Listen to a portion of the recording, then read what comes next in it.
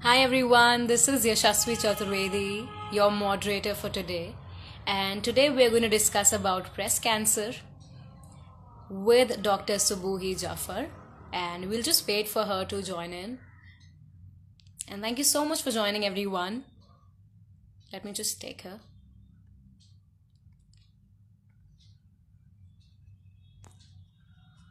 Also, we are doing this session in November because there were already too many people doing it in October, which is the Breast Cancer Awareness Month. So here we are. And hi, Subuhi ma'am. Hello, Thank you for joining us and welcome, first of all. welcome, thank you. We're so glad to have you here. To everyone who's watching, let me tell you that Subuhi ma'am is an MBBS in radiation oncology, right, ma'am? No, I have done MBBS and then DNB in radiation oncology. No, oncology, right? And you're Yes, currently residing in Meerut. yeah. I'm And working as a rest, senior resident at KMC Cancer Institute, all right. Meerut. So, ma'am, would you like to tell us about yourself in detail so that before starting the session, we can know who our doctor is for today? Actually, my name is Dr. Subui Jafar, and I did my MBBS from Government Medical College Haldwani, Nainital, and then my post graduation is from Max Super Speciality Hospital, Vaishali, in radiation oncology. And right now, I'm working as a senior resident at KMC Cancer Institute, Meerut. All right. Thank you so much, ma'am, for joining us. We are really glad to have you here. Is my voice echoing, ma'am? Or is Yeah. it clear? Is it clear, everyone, No, or is it is it is it echoing? okay?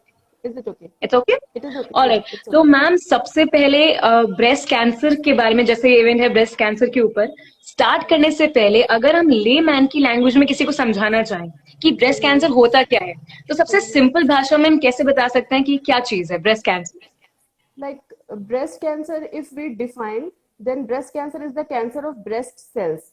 है ना? It manifests in many ways. Like सबसे पहले what we can find in a patient, a breast lump. There will be a lump, like lump you can say swelling, है ना? एक गांठ होगी breast में. That is the most common presentation. उसके अलावा हम क्या सोच सकते हैं? There may be nipple discharge. There may be a swelling in the armpit. Armpit means axilla. आपकी बगल में एक गांठ हो सकती है. निपल से कुछ ठीक डिस्चार्ज हो सकता है, स्किन में कुछ डिस्कलरेशन हो सकती है, या फिर निपल रिट्रैक्शन हो सकता है, ठीक है, या फिर कोई भी एसिमेट्री, लाइक पहले आपका जो ब्रेस्ट साइज था उसमें कुछ चेंज आ जाए, like you can feel some fullness in a breast, in a particular breast. Initially these swellings are painful, है ना, but later on they become painless. So a painless swelling mainly indicates towards cancer. If a so is patient it has a must that painless swelling, या बोलो आप. Is it must कि अगर lump है जैसे बहुत लोग के लंप फॉर्म नहीं होता तो उन्हें लगता है उन्हें ब्रेस्ट हम्म. कैंसर नहीं है लेकिन बाद हम्म. में डिटेक्ट होता है कि उन्हें ब्रेस्ट कैंसर है तो क्या हम्म. लंप होना सिर्फ वन ऑफ द मेन मतलब कुछ हम्म. रीजंस में से एक है जो दिखाता है कि उन्हें ब्रेस्ट कैंसर है या फिर लंप है See, तो ब्रेस्ट कैंसर होगा ही होगा no. See, I have told many symptoms like breast lump, discharge from the nipple, nipple retraction, swelling in the armpit, है ना, skin discoloration or ulceration or some scratching or itchiness, like some skin hmm sores can also manifest, can also be a manifestation of breast cancer. But alright. breast lump alone does not indicate towards breast cancer. It depends upon the age group. Usually, we expect breast cancer in later age group, like in females with more than 50 40 years of age. Breast cancer is Okay. most common in 40 years to 69 years of age group. See, and as the age increases, the risk increases. But we Okay. cannot say that it cannot happen in the case of younger females. But Right. Right. हाँ, जो हम characteristic बोल सकते हैं कि हमारा breast cancer की तरफ इंडिकेट कर रहा है, एक हार्ड फिक्स्ड स्वेलिंग होती है, ठीक है, वो हमारी जनरली ब्रेस्ट कैंसर की होती है. अगर वो स्वेलिंग है बट वो कैंसर नहीं है, लाइक जो ट्यूमर होते हैं वो दो तरह के होते हैं, बिनाइन एंड मेलिग्नेंट. बिनाइन वो Okay. होते हैं जो कैंसर नहीं होते, मेलिग्नेंट वो होते हैं जो कैंसर होते हैं, ठीक है. तो जो बिनाइन वाले होते हैं वो यूजुअली मोबाइल होते हैं, ठीक है, उनकी ठीक है. कंसिस्टेंसी डिफरेंट होती है, वो हार्ड नहीं होते, वो सॉफ्ट होंगे, फर्म होंगे, ठीक है. ये ऐसा नहीं बोल सकते कि फर्म स्वेलिंग है तो वो कैंसर नहीं होगी, बट यंगर एज ग्रुप में अगर कोई मोबाइल स्वेलिंग है तो वो नॉर्मल डेवलपमेंट का भी कुछ चेंजेस हो सकता है, उसको हम बोलते हैं ANDI, that is aberration of normal development and involution. वो उसका Okay. लेकिन क्या पैटर्न होता है कि वो मेंस्ट्रुअल साइकिल के अकॉर्डिंग उसमें चेंजेस आते हैं, लाइक जब आपके पीरियड्स आएंगे या हार्मोनल चेंजेस होंगे, Mm-hmm. उसमें पेन होगा, उसका साइज बढ़ेगा. बट फिर बाद में घटेगा, ये सारे चेंजेस होते हैं। बट ब्रेस्ट कैंसर की जो स्वेलिंग होती है ना, वो यूजुअली प्रोग्रेसिव होती है, ठीक है। इनिशियली पेनफुल होगी, बाद में वो पेनलेस हो जाती है, ठीक है। तो दीज आर द कैरेक्टरिस्टिक जो कि इंडिकेट करते हैं कि आपको ब्रेस्ट कैंसर है। एनी केस, आपको अगर डाउट भी है कि आपको बिनाइन है या मेलिग्नेंट है, अगर आपको लग रहा है कि कुछ भी आपके ब्रेस्ट में चेंज हो रहा है, तो द बेस्ट थिंग कि आप जाके किसी ऑन्कोलॉजिस्ट को दिखाओ, उनसे कंसल्ट करो, है ना। ही और she will tell you the best thing. So ma'am, tell me one thing that India में जो most common type of cancer है in women, that is breast cancer. But still a lot of women don't even know about it. क्योंकि हमारे घर की औरतें बहुत avoid करती है अपनी health को. तो women of our home are really careless when it comes to their health.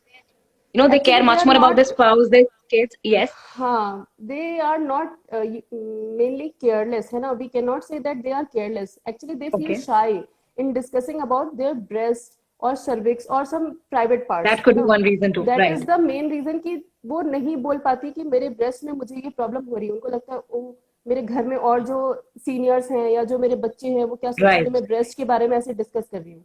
This is the main Right. Thing, है ना। वो सोचती रह जाती है। उसके केस में होता क्या कि डिजीज एडवांस हो जाती है, और फिर वो इतनी Hmm. एडवांस हो जाती है कि हम ट्रीट तो करते हैं बट फिर कंप्लीट क्योर पॉसिबल नहीं होता।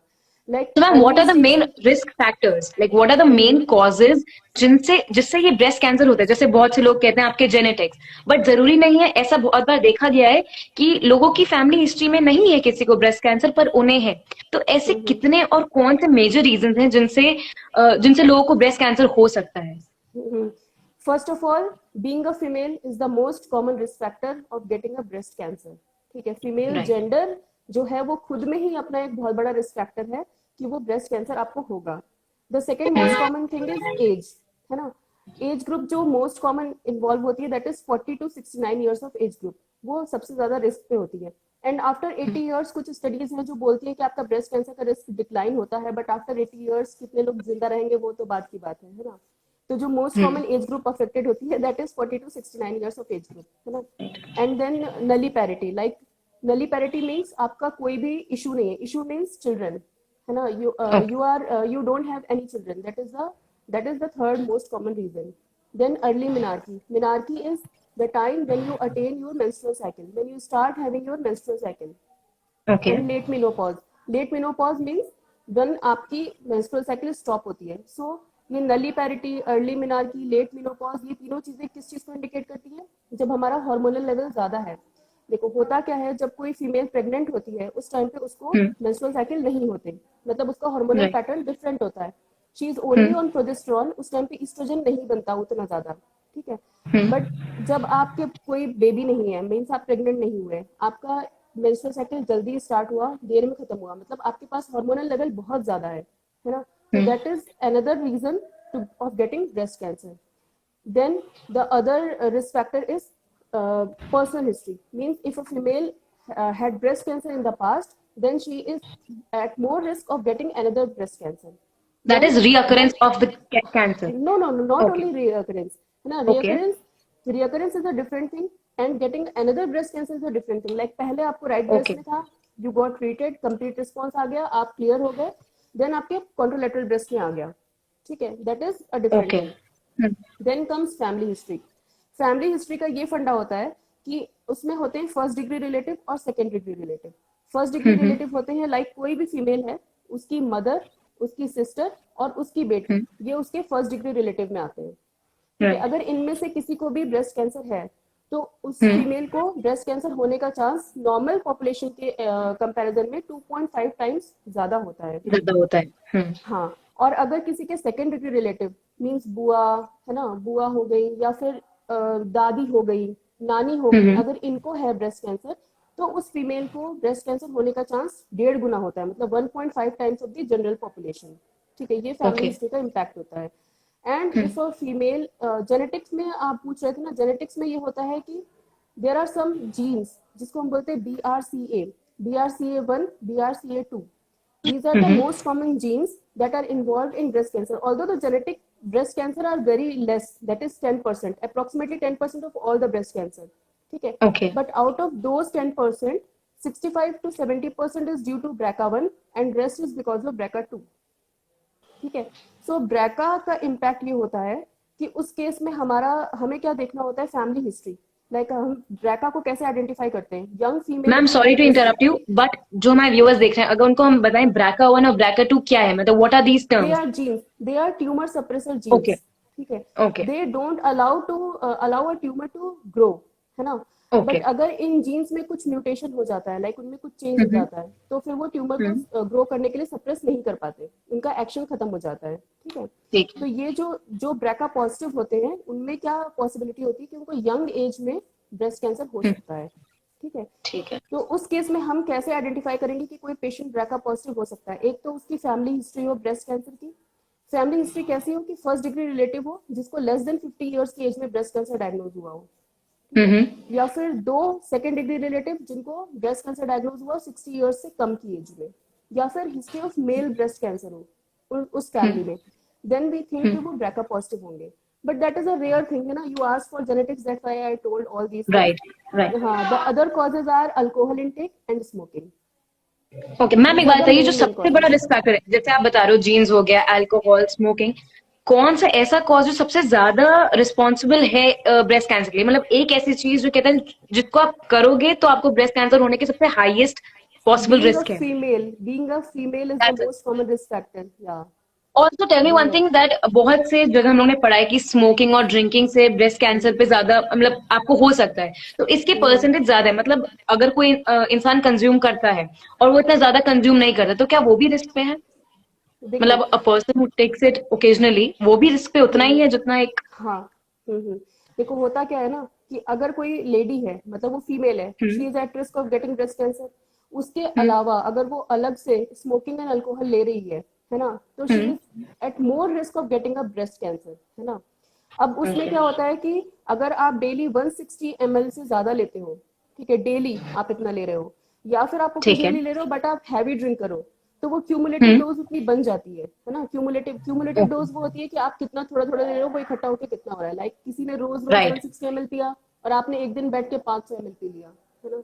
वो दोनों चीजें, राइट, ये चीज हो जाती है इसलिए। और स्मोकिंग तो हर चीज, हर कैंसर का रिस्क फैक्टर है स्मोकिंग, कि अगर आप स्मोकिंग, स्मोकिंग करते हो तो आपका जो बेसिकली उसमें क्या होता है ना, स्मोकिंग एंड अल्कोहलिज्म में वो आपका जीन म्यूटेशन करा देते हैं। ठीक है, जीन म्यूटेशन राइट, हो जाता है तो जो रिपेयर जीन्स होते हैं ना वो इनएक्टिव हो जाते हैं। और जब कोई सेल में कोई ओके। ऑल्टरेशन होता है, एबरेशन होता है, वो जब रिपेयर करने की कोशिश करती है तो वो रिपेयर नहीं हो पाते, फिर वो इन मतलब अपने आप वो ग्रो करने लगते हैं। तो बेसिकली अगर हम ये। इसको बहुत नॉर्मल लैंग्वेज में कहें, तो स्मोकिंग और अल्कोहल ड्रिंक करने से आपके जो रिपेयर, जो जो सेल्स होते हैं जो अपने आप को रिपेयर करते हैं, उनकी जो हम्म, पावर होती है वो खत्म हो जाती है। हाँ, वो खत्म हो जाती है। ठीक है, तो ma'am moving further, tell me one thing कि ब्रेस्ट कैंसर कितने टाइप्स के होते हैं? As far as I have read, there are two types, invasive and not invasive, but for the people watching, what what do these two terms mean, that you know to have invasive breast cancer और non invasive breast cancer, और ये कितने types के होते हैं? देखो, अगर आप पैथोलॉजी या हिस्टोलॉजी के लेवल पे जाओगे, इन्वेजन जो होता है वो हम्म, हिस्टोलॉजिकल लेवल की बात होती है। जो हमारी सेल्स होती है ना उसमें मल्टीपल लेयर्स होती है, मतलब सेल्स में क्या, जो हमारी स्किन है या जो भी हमारे ऑर्गन होते हैं उसमें मल्टीपल लेयर्स हम्म, होती है।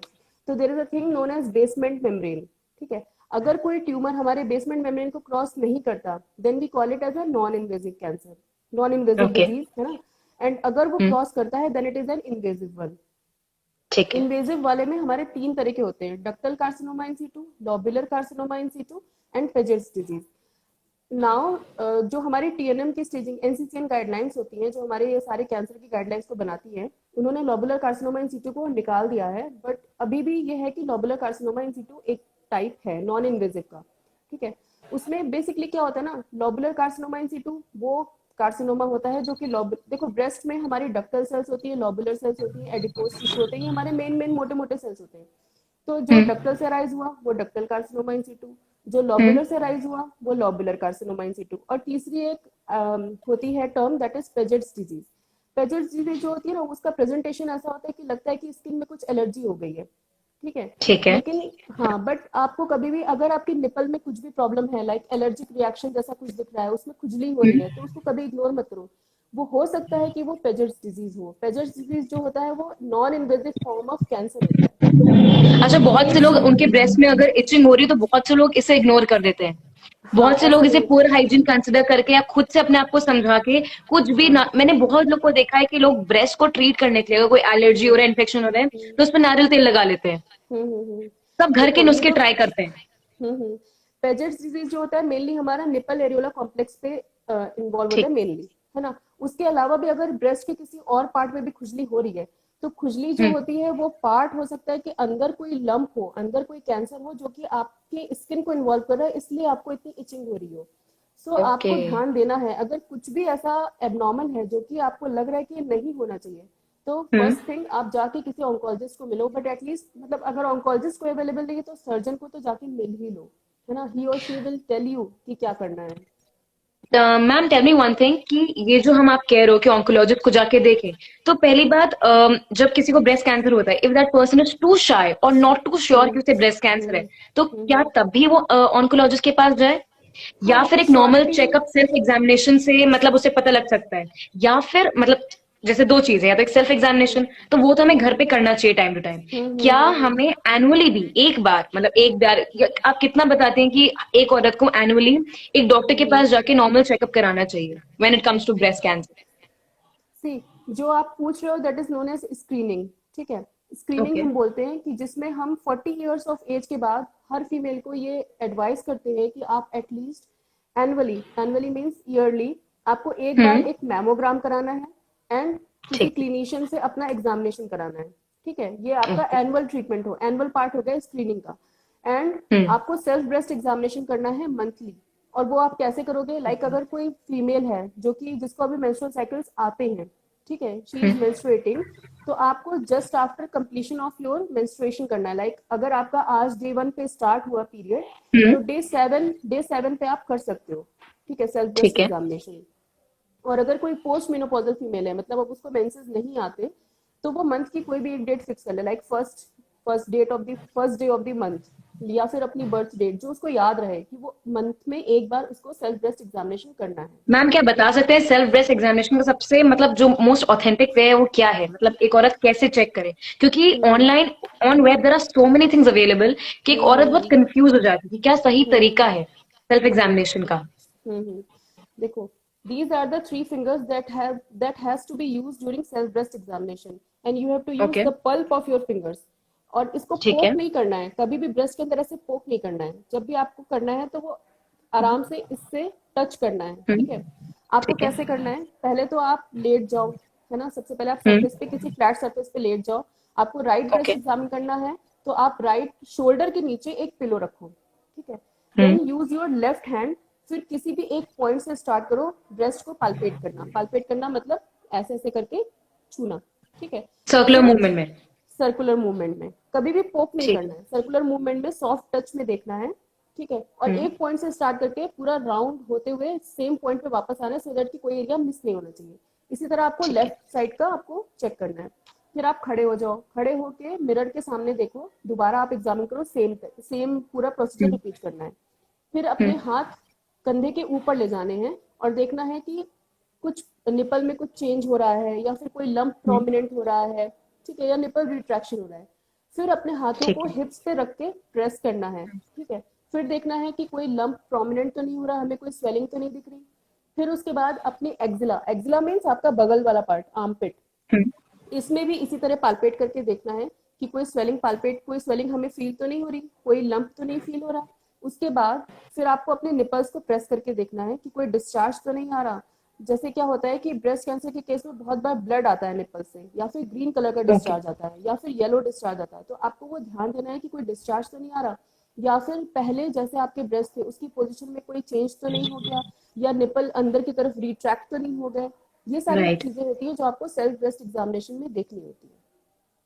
और जो आप जितनी चीजें बता रही हैं, मुझे लगता है बहुत सी औरतें इन चीजों को इग्नोर कर देती हैं, तभी हाँ। जो फर्स्ट लेवल होता है वो निकल जाता है और ट्रीटमेंट बहुत हम्म बाद में शुरू होता है, जिससे कि हम्म। ट्रीटमेंट पूरा हो भी नहीं पाता है, और इसी वजह हाँ। से बहुत सारे डेथ्स हो रहे हैं regarding breast cancer, because first stage पे लोग अप्रोक्सीमेटली डिस्कवर ही नहीं नाइन्टी कर पाते। थाउजेंड या अप्रोक्सीमेटली 90,000 डेथ्स होते हैं per year due to breast oh my cancer. Oh my God, that the numbers are too huge, मतलब हम में से बहुत ज्यादा इग्नोर कर रहे हैं अगर देखा जाए तो। हाँ हाँ, अप्रोक्सीमेटली आप समझ लो 50% patients die because of breast cancer.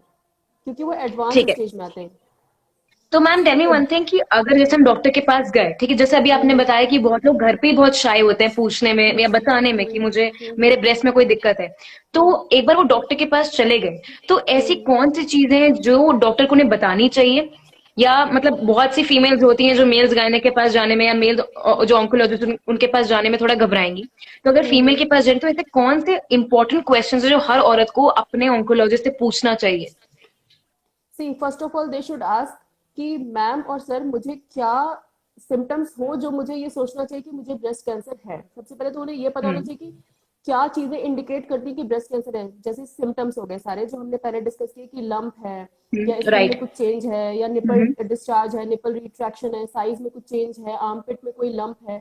ये सारे कॉमन सिम्टम्स होते हैं जो कि इंडिकेट करते हैं कि किसी भी फीमेल को ब्रेस्ट कैंसर है। ठीक है, फर्स्ट ऑफ ऑल तो राइट। उनको ये पता होना चाहिए सिम्टम्स क्या क्या होते हैं।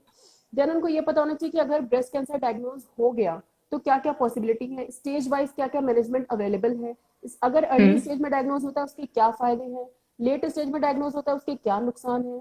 ये सारी चीजें राइट। अगर उनको पता होंगी ना तो वो खुद से उनको समझ में आएगा कि अगर हम अर्ली स्टेज में जाते हैं तो हमारा पूरा ट्रीटमेंट पॉसिबल है। और ये भी पॉसिबल है कि हमें अपना ब्रेस्ट भी ना खोना पड़े। Because she breast is a very important part of female body, है ना। उससे बहुत राइट। साइकोलॉजिकल इमोशनल चीजें अटैच होती है ना। अगर आप एडवांस स्टेज में राइट। जाते हो तो we have to remove entire breast that poses other than medical or physical or physiological changes, that poses a psychological trauma on a female, है ना। she cannot handle कि she is without breast now. so अगर आप early stage right. में जाते हो तो we can conserve your breast, we can give adjuvant treatment and फिर आप आपका ट्रीटमेंट भी पॉसिबल है, आपकी रिकवरी भी पॉसिबल है, सर्वाइवल भी बेटर होगा and you have your breast. So, ma'am, what are the treatments available typically, like the main treatment options that we have in India and that have been successful? सी जो treatment options available है these are जो mainly चार treatment options होते हैं: surgery, ठीक है। Chemotherapy, hmm. Radiotherapy and hormone therapy. Other than that हम कर सकते हैं इम्यूनोथेरेपी कर सकते हैं, हम टारगेटेड थेरेपी कर सकते हैं। But immunotherapy and targeted therapy बहुत बात की बात है, जब वो एडवांस स्टेज में हमारे पास कोई ऑप्शन ना बचे देन हम उसके पीछे जाते हैं। जो ठीक मेन है। मैनेजमेंट है इसका वो surgery, chemotherapy, radiotherapy and hormone therapy है। ये चार चीजें हैं। मैम, क्या आप एक्सप्लेन कर सकते हैं थोड़ा थोड़ा कि ये चारों ऑप्शंस क्या क्या है, मतलब बहुत कम में, बहुत इजी लैंग्वेज में, कि इन चारों का प्रोसीजर क्या है? Surgery see is surgery the removal of the lump और the removal of the breast? देखो दोनों चीजें होती हैं। सर्जरी में हमारी दो ठीक है। चीजें होती हैं, एक तो होता है कंजर्वेटिव सर्जरी, एक होता है एब्लेटिव सर्जरी। कंजर्वेटिव हम्म। सर्जरी का मतलब होता है कि हम ब्रेस्ट कंजर्वेटिव सर्जरी करते हैं। ब्रेस्ट कंजर्वेटिव हम्म। सर्जरी का मतलब है कि हमें ब्रेस्ट को बचाना है और लंप को हमने निकाल दिया। ठीक है, तो ओके। एक तो हो गई ब्रेस्ट कंजर्वेटिव सर्जरी जिसमें हम सिर्फ लंप को निकालते हैं और साथ में एक्सिलरी डाइसेक्शन, जो हमारा एक्सिला होता है, बगल का जो पार्ट होता है, उसको हम डाइसेक्ट करके देखते हैं वहां पे कोई लिम्फ नोड अगर इन्वॉल्व है तो हम वो लंप निकालते हैं और एक्सिला में वो लिम्फ नोड्स निकाल देते हैं। दूसरा होता है हम्म। मेस्टेक्टमी। मेस्टेक्टमी में वी रिमूव एंटायर ब्रेस्ट। ठीक है, अब देखो ओके। इसमें भी कई चीजें होती हैं। लाइक अगर कोई फीमेल अर्ली स्टेज में आती है ना। Early hmm. स्टेज मतलब स्टेज वन में हमारे पास पॉसिबिलिटी होती है कि हम उसका ब्रेस्ट कंजर्वेशन सर्जरी कर सकें। बट अगेन ठीक है। It depends upon the tumour to breast ratio. अगर किसी फीमेल के ब्रेस्ट स्मॉल है ना, और ट्यूमर साइज बड़ा है तो फिर हम ब्रेस्ट नहीं बचा सकते। बट अगर किसी फीमेल का ब्रेस्ट साइज बड़ा है और सिंगल लंप है तो फिर हम आराम से ब्रेस्ट कंजर्वेशन सर्जरी कर सकते हैं।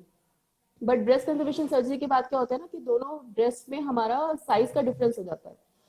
अब नया आ गया है ऑन्कोप्लास्टिक ब्रेस्ट कंजर्वेशन सर्जरी। ठीक ऑन्कोप्लास्टिक है। ब्रेस्ट कंजर्वेशन सर्जरी में हम क्या करते हैं कि हम कहीं से, या तो अगर ब्रेस्ट का साइज बड़ा है तो हम उसी में कुछ टिश्यू का पार्ट उठा के कहीं का कहीं मतलब फिक्स करके उसको प्लास्टिक सर्जरी कर देते हैं तो वो पता नहीं चलता। ओके।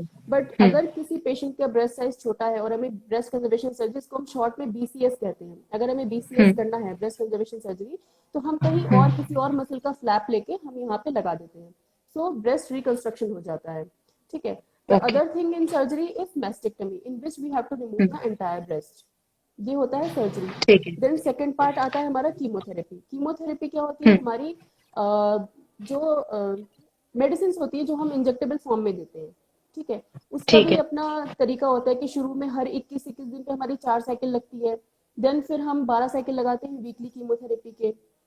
फिर अगर कोई पेशेंट ER-PR पॉजिटिव है या HER2 पॉजिटिव है, लाइक जैसे ब्रेस्ट में ना क्या होता है, जब हमने ऑपरेट कर दिया, ठीक है, हमारे पास हम्म। रिपोर्ट आ गई, फिर हम करवाते हैं एक IHC, इम्यूनो हिस्टोकेमिस्ट्री। उसमें हम बेसिकली 4 ठीक है। चीजें स्टडी करते हैं: oestrogen receptor, progesterone receptor, HER2 receptor and Ki67 और Ki67। ठीक है, Ki67 इंडिकेट्स द प्रोग्नोसिस। अगर Ki67 की वैल्यू अगर हाई होती है ना, तो it indicates a poor prognosis. और अगर ER-PR पॉजिटिव होती है कोई पेशेंट, तो उसको पूरा ब्रेस्ट का ट्रीटमेंट फिनिश होने के बाद टैबलेट फॉर्म पे कुछ हम मेडिकेशंस देते हैं जो कि 5 इयर्स तक चलती है। ठीक है, और अगर वो HER2 पॉजिटिव होती है तो कीमोथेरेपी के साथ ही उसका एक और इंजेक्टेबल फॉर्म में एक और ट्रीटमेंट ऐड होता है जिसको हम बोलते हैं तो जो ट्रास्टेजराब इंजेक्शन और है क्या ये आपके सिर्फ ब्रेस्ट एरिया में लगते हैं या ऑल ओवर बॉडी जो नो नो। नहीं?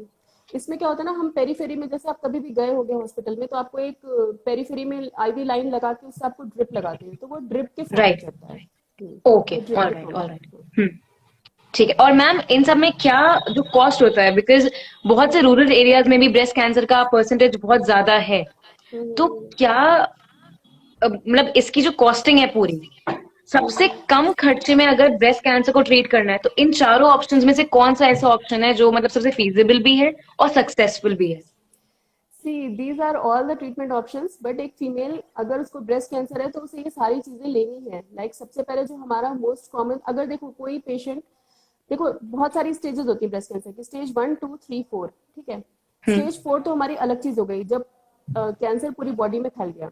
स्टेज 1 बहुत राइट। ही अर्ली स्टेज होती है। ठीक है, 1, 2 और 3, इन तीनों स्टेजेस में हम 1 और 2 में, see I will tell you stage wise. 1 और 2 में क्या होता है कि सबसे पहले हम सर्जरी करते हैं, सर्जरी के बाद हम कीमोथेरेपी करते हैं, उसके बाद हम रेडियोथेरेपी करते हैं। ये तीनों treatment modalities are the main pillars of the treatment of breast cancer.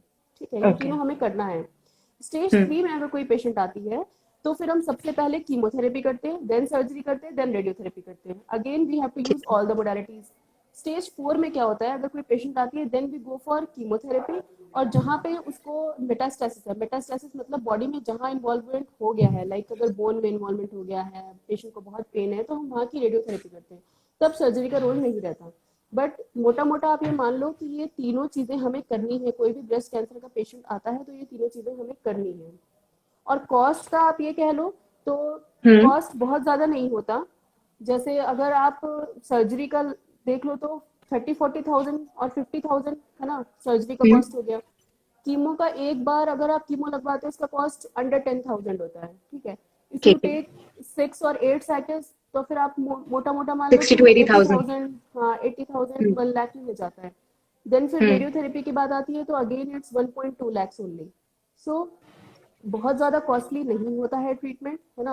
और अगर आप गवर्नमेंट से कराओ तो आपको कुछ भी नहीं देना है, गवर्नमेंट में तो सब कुछ फ्री तो off ma'am tell cost me है। वन थिंग, बहुत सी फीमेल्स का एक क्वेश्चन होता है कि will my breast look different after the surgery?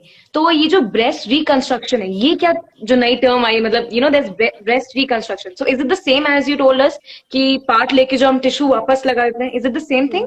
Same thing. Same thing, all right. Ma'am tell me one more thing कि बहुत से लोग इस ट्रीटमेंट के बाद, इस सर्जरी के बाद मेंटली बहुत ज्यादा परेशान हो जाते हैं। दे आर वेरी वरिड कि लोग क्या सोचेंगे when they look at them, या जो भी प्रॉब्लम होती है।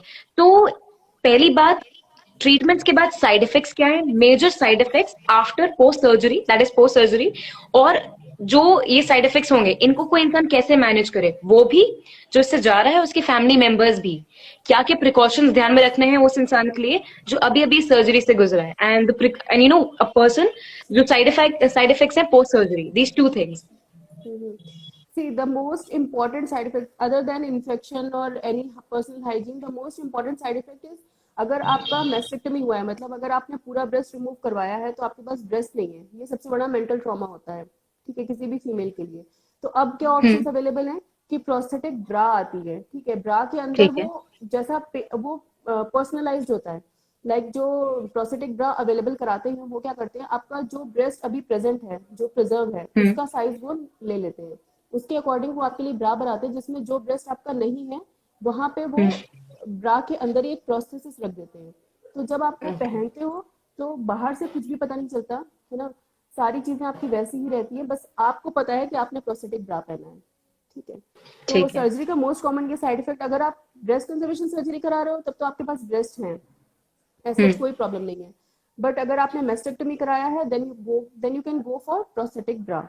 ठीक है, उसके अलावा जो छोटे मोटे साइड इफेक्ट्स होते हैं सर्जरी के बाद, उसमें यही होता है कि थोड़ा पेन होगा, अगर आप हाइजीन मेंटेन नहीं करोगे तो इन्फेक्शन हो सकता है, बट ऐसा होता नहीं है। अब तो लोग काफी अवेयर हैं, ऐसा कुछ होता नहीं राइट। है। हाँ, इन्फेक्शन वगैरह अब नहीं होता। और जो पेन की बात है, तो वो जो भी सर्जन ऑपरेट करते हैं वो पेन किलर्स लिख के देते हैं, तो अभी कोई प्रॉब्लम होती नहीं है। Ma'am tell me one more thing, बहुत लोगों को डर लगता है, जो जैसे जो लोग एज ब्रैकेट में आते हैं आपके 20 to 40 तक के में, उनको ये बहुत डर लगता है कि आफ्टर सर्जरी वो कंसीव नहीं कर पाएंगे। नहीं, तो क्या सर्जरी ये का सच है? नहीं, सर्जरी का कंसीव करने से कोई रिलेशन नहीं है। लेकिन सर्जरी के बाद जो कीमोथेरेपी लगती है, हम्म। कीमोथेरेपी लगने के बाद ये चांसेस होते हैं कि आप शायद कंसीव नहीं कर पाओगे। इसलिए यंग फीमेल्स में हम ये एडवाइस करते हैं एवरी यंग फीमेल को, जो भी हमारे पास ब्रेस्ट कैंसर की आती है, before taking any kind of chemotherapy we ask her to go for ovum preservation, so that future में आप आईवीएफ करा के यू कैन गेट प्रेग्नेंट।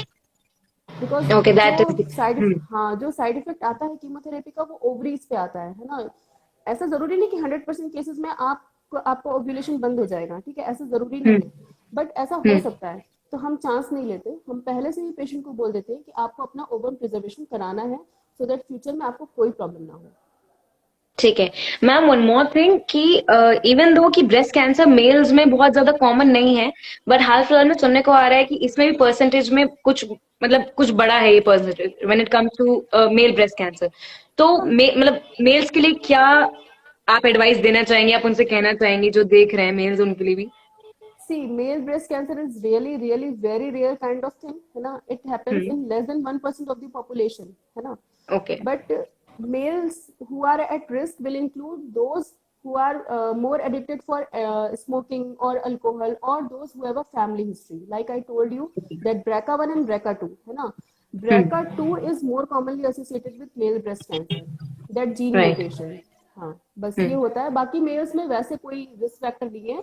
हाँ, family history is a different thing, और उसमें भी ज्यूज में ज्यादा कॉमन होता है। अगर मेल ब्रेस्ट कैंसर है वो ज्यूज में ज्यादा कॉमन होता है, वैसे तो जनरल पॉपुलेशन में इतना कॉमन नहीं होता। ठीक है। Everybody who's watching, if you have any questions, you can type it out and ma'am will be most happy to answer it. Ma'am उससे पहले आप एक बात बताइए कि इंडिया में जो परसेंटेज है रूरल और अर्बन एरिया में कहाँ पर ज्यादा है, ये जो परसेंटेज है रिगार्डिंग ब्रेस्ट कैंसर, ये कहाँ अर्बन पर में ज्यादा ज्यादा पाया कॉमन जाता है, है? अर्बन में ज्यादा कॉमन ओके, है। And is it because of the हाँ, लाइफस्टाइल? बट अर्बन में ज्यादा कॉमन इसलिए भी हो सकता है बिकॉज वहाँ पे रिपोर्टिंग ज्यादा है। रूरल में रिपोर्टिंग नहीं होती, दे डोंट टेल कि they right. Have breast cancer, that may be a reason. But urban में yes, lifestyle is a factor, है ना। वहाँ पे स्मोकिंग एंड अल्कोहलिज्म ज्यादा कॉमन है।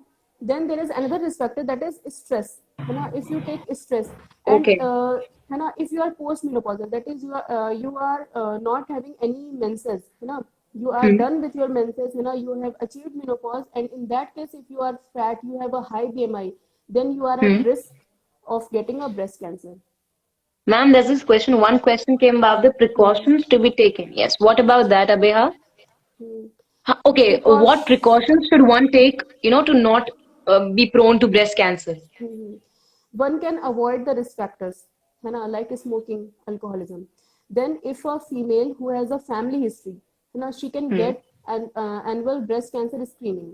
Screening Okay. हम कॉमनली, जिनकी फैमिली हिस्ट्री नहीं होती उनको हम 40 इयर्स के बाद बोलते हैं स्क्रीनिंग में जाने के लिए, बट जिनकी फैमिली हिस्ट्री होती है उनको हम बोलते हैं 25 इयर्स की एज से उनको स्क्रीनिंग स्टार्ट कर देनी चाहिए, ठीक है। Okay. 25 इयर्स की एज से या तो स्क्रीनिंग स्टार्ट कर दो, या फिर तब से स्टार्ट, या फिर 10 इयर्स बिफोर आपकी फैमिली मेंबर को ब्रेस्ट कैंसर हुआ था। जैसे माना अगर किसी कोई गर्ल है ना, उसकी मदर को Hmm. ब्रेस्ट कैंसर था, उसकी मदर को ब्रेस्ट Hmm. कैंसर हुआ 32 ईयर्स की एज में, then she Hmm. Has to start screening at the age of 22 years, ठीक है। Okay.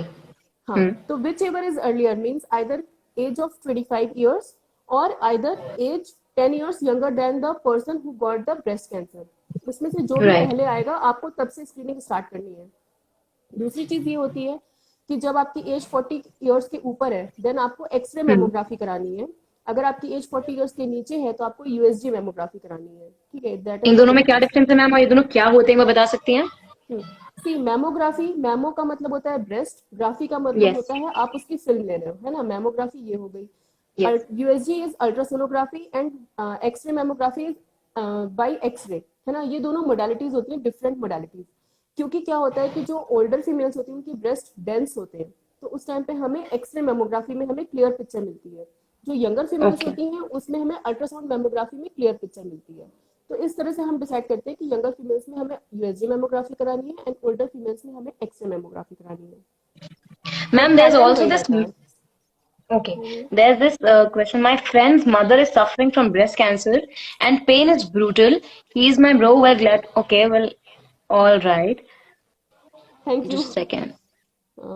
Thank you so much, Monis, for the thing. And you can definitely ask your friend to, talk to ma'am, Subui ma'am if there's any problem. In that case, she'll be more than willing to help. Ma'am, tell me one more thing कि बहुत सारे myths हैं regarding breast cancer. जैसे कि regarding first पहले बात तो breast को ही लेके बहुत सारे myths हैं.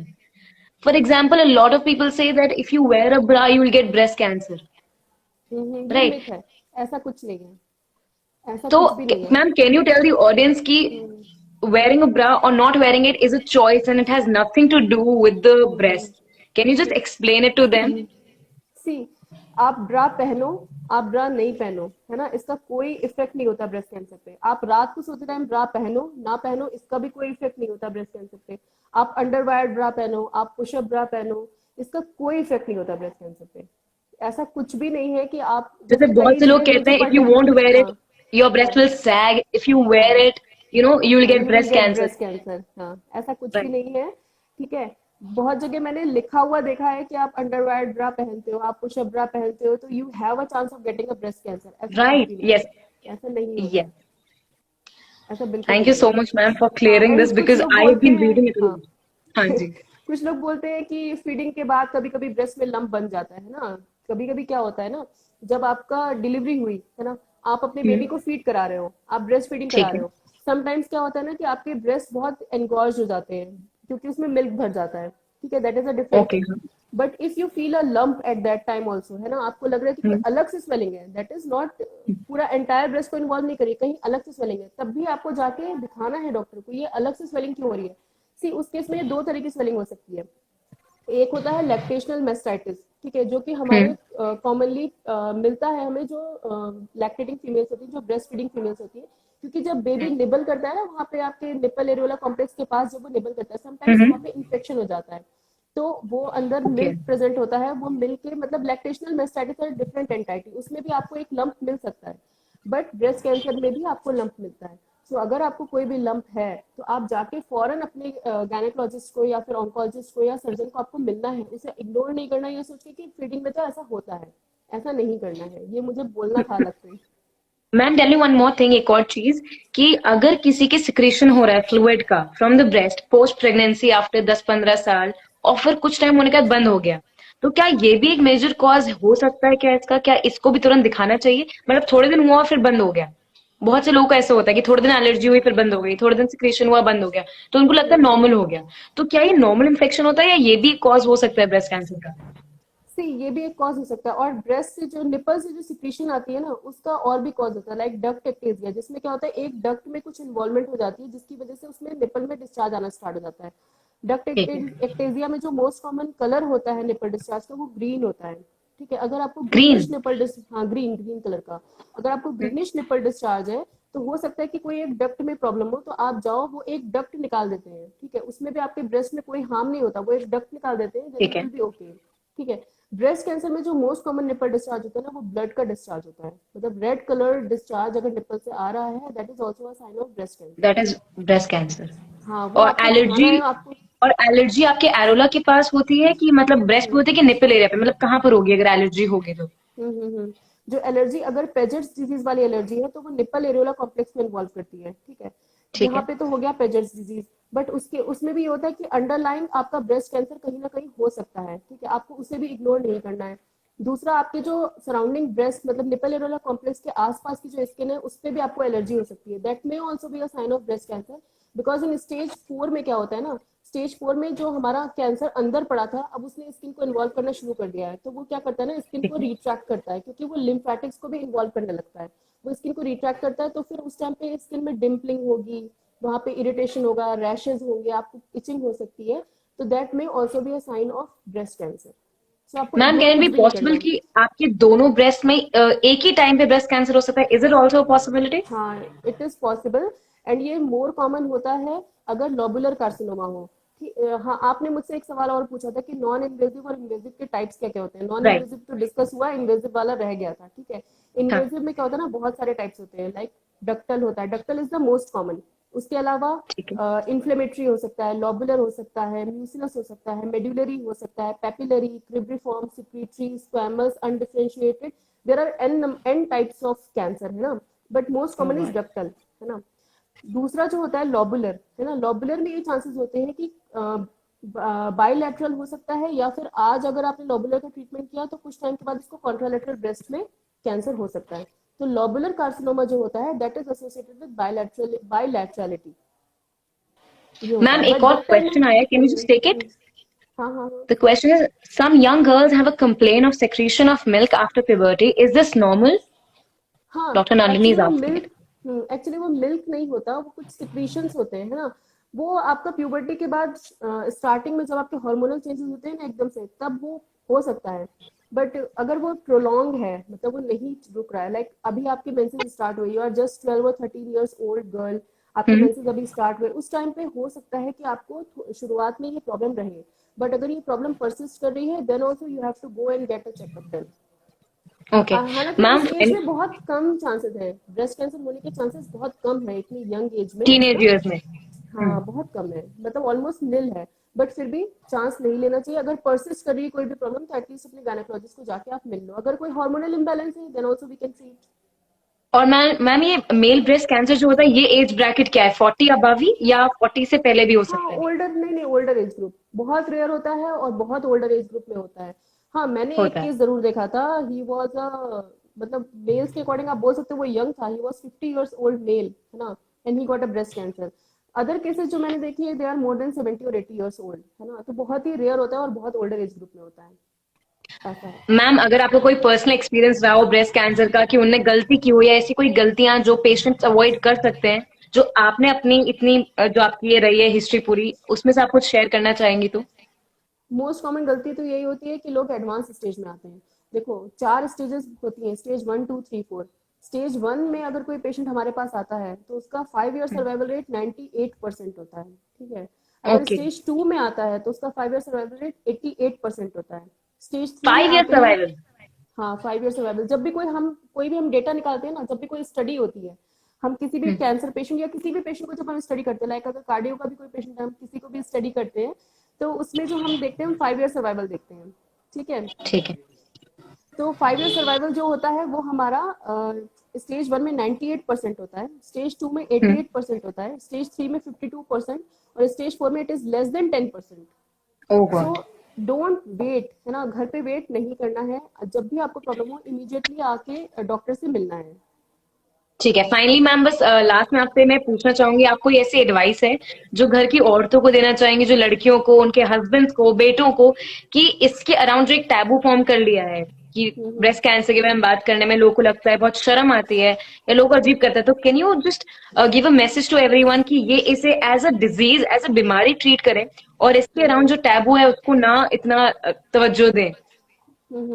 सी, breast cancer is just a disease, है ना, ऐसा कुछ नहीं है कि ये छूने से या कुछ पता चलने से ऐसे फैलता नहीं है, ठीक राइट। है।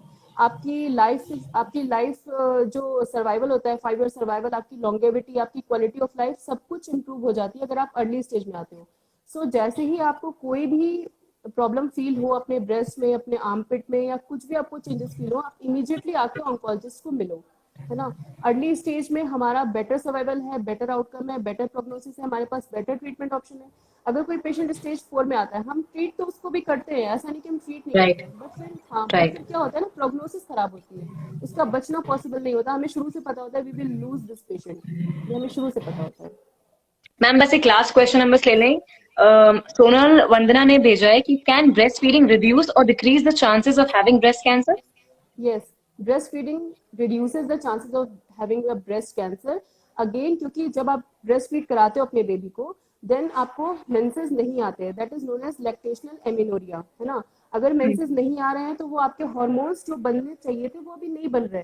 सो आप अपने ब्रेस्ट कैंसर के चांसेस को आप रिड्यूस कर रहे हो, है ना, you are reducing the chances of getting a breast cancer.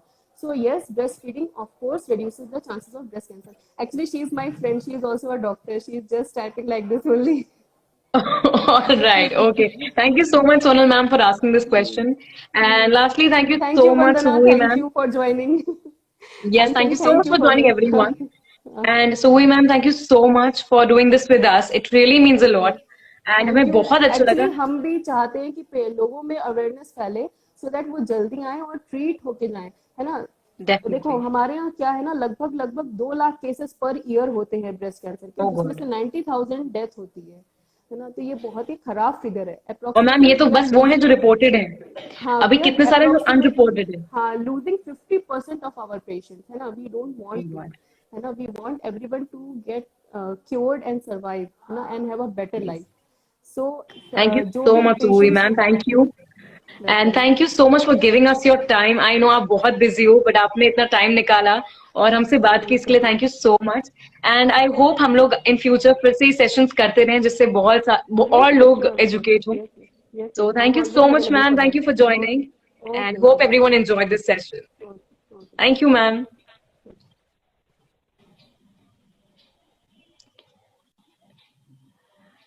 So that is all for today. Thank you so much for joining, everyone. I hope that all of you found this session useful.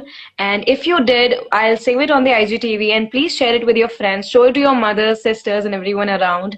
And that's it. Remember, sharing is caring. So please do your bit. We are doing our. So that's all for today. Thank you so much for joining. And we'll see you next time with another issue, another time. Bye and take care of yourself.